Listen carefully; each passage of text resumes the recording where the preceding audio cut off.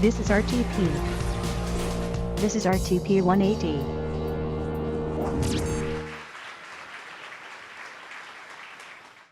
Good evening, everyone. So I'm going to, first of all, I went the wrong way. I'm going to share the story of Cary trying to tackle the opioid epidemic and the part that we believe that we can play to make a better and healthy community for us. So, actually, I'm going to go back one more so you're not staring at that, because that's the cool technology piece. So, over Thanksgiving weekend back in 2016, there were 5 overdoses in Cary and 3 deaths. And while that may not seem a lot based on the numbers that we see every day with the opioid crisis, the way we thought about it in Cary was, if there were 5 fires, what would we do? And the fire department was like, well, we would certainly do some sort of campaign. We would figure it out. We want to make sure our community is safe. And so that sort of started us down this path of thinking about how the crisis impacts our community and, even our community internal to the government. So we actually just put out a call to everyone in the town to come on down to this meeting room and just have a conversation about the impacts of opioids and what we thought we could do. And the mayor came down and spoke to everyone. He personally has had some life impacts with it. And there had to be, in this packed room, probably 300 people from all over the town, work areas. And someone asked how many people had personally been impacted. And I want to say it was about 99% of the hands went up in the room, meaning they either knew someone or something personally had happened to them. And that's when we really knew there was a crisis in Cary.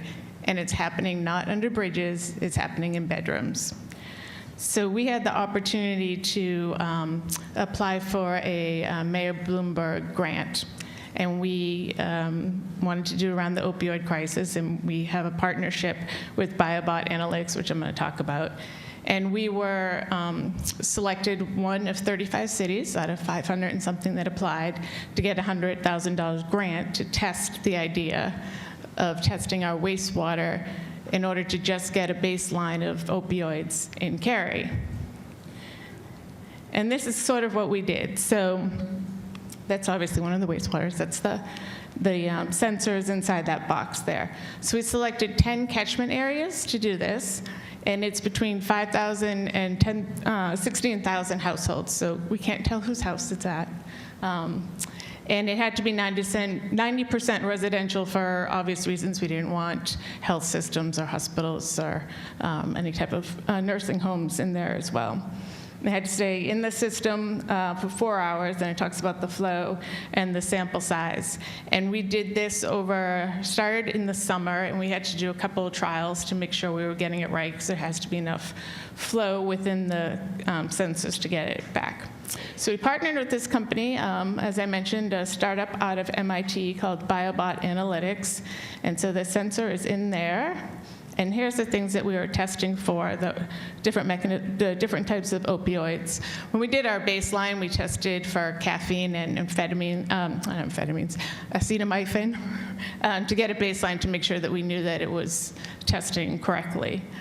Over there's a wonderful hand drawing of actually how it works, and where it removes the bacteria and it catches the metabolites. So the interesting thing about testing in the wastewater system is that we can actually tell whether someone has dumped their medicine down the toilet or if it's been consumed. So it's actually testing consumed, so you guys can figure out how that works.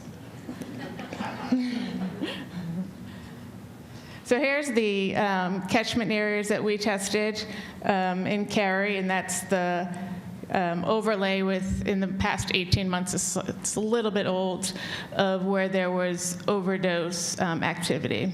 So one of the benefits about doing the wastewater testing is when there is a suspected overdose, we don't really know if there's a death. We don't know the determination of that for probably another year later. So it's close probably to real time that we can get in order to see what is in our what's in our community. So why did we do this? So Cary does not do human and health services. I think everyone knows that's a county thing. So we have partnered with the county to look at eventually doing programming. So we're hoping that we can collect enough data over time that we can work with the county to work on programs that might be tailored to impact whatever areas that this may be coming from. And the other thing was really to get away from stigma. So lots of times I think people don't realize most of the opioid epidemic, become an addiction is really from you could have had your wisdom teeth pulled out or a back injury, and it becomes an addiction from them. So we did, so we went on this campaign as well. So we were very fortunate and got a lot of press. Everyone was kind of interested in this new technology and seeing what it was worth. So we were able to do 18 interviews. We did 35 presentations throughout the community, and we ran 5 civic events, mostly through the fire department because everybody loves the fire department. And so I just wanted to show this to you. So here's the numbers from 2017 to 2018 of the suspected overdoses, Narcan administration, and fatalities. And it's gone down to 2 in 2018. And one of the biggest things for us when we talk about community engagement is we do a big campaign about bringing in your medication and dropping them off in pill boxes in our police departments and some of our fire departments, because we'll take them back and dispose of them so that nobody else can get at them. So from 2017 to 2018, we tripled the amount and weight of taking unused medication back. So we've got that out of our community now. Thank you.